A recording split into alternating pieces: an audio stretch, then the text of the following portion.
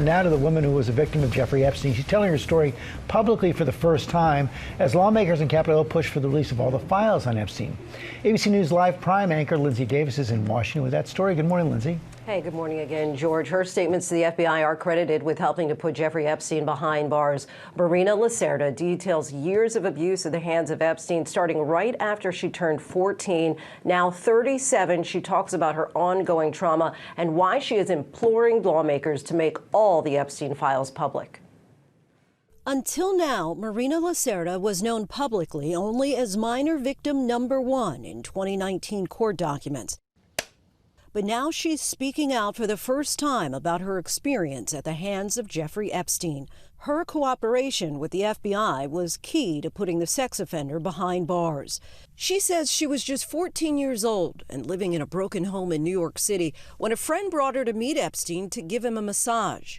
I think with Jeffrey Epstein, it starts somewhere, but then it ends with either you having sex with him, whether you like it or not. She became a part of a network of young girls in Astoria, Queens, recruited to be with Epstein, similar to what prosecutors say he did in Palm Beach, Florida. When he has somebody new in his life, he likes to see them a lot. So I went there a whole bunch of times, and, you know, it led to, unfortunately, he forced me to have sex with him, basically.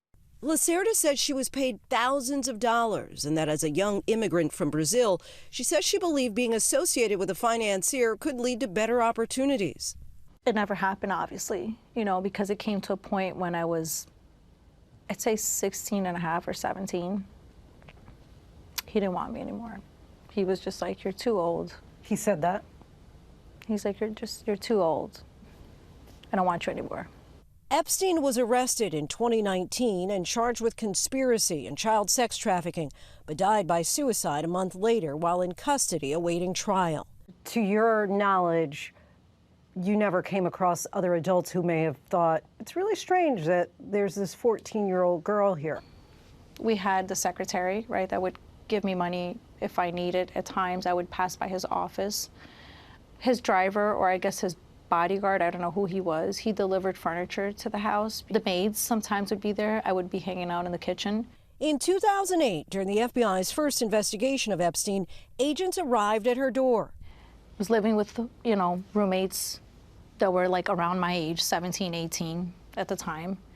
And I was like, well, I have to call Jeffrey. What am I going to do? Lacerda says that she called Epstein, who hired an attorney for her, and she never heard anything further about the case. It was in 2019 that the FBI spoke to Lacerda again, and this time her statements to the FBI helped them build a case against Epstein. Do you feel some relief, some pride that there was this direct line in ultimately him getting arrested? I would have felt much better today speaking if I was able to speak in 2008. If they would have gave me the chance to speak, these women would not have been through this. Now a mother, Lacerda says in the days before traveling to Capitol Hill, she pushed herself to share her story with her own daughter, hoping to set an example for the next generation. I did tell her, and that was tough. But she's so little and so naive. She's like, you know, she's like, Mom, you're such a badass. As the political debate over the release of more files related to Epstein rages on Capitol Hill, Lacerda is hoping transparency can help her remember the details she's forgotten and finally begin to recover from the trauma. What would you like Congress to do? I would like for them to give all the victims transparency to what happened and release these files. It's also not only for the victims, but for the American people.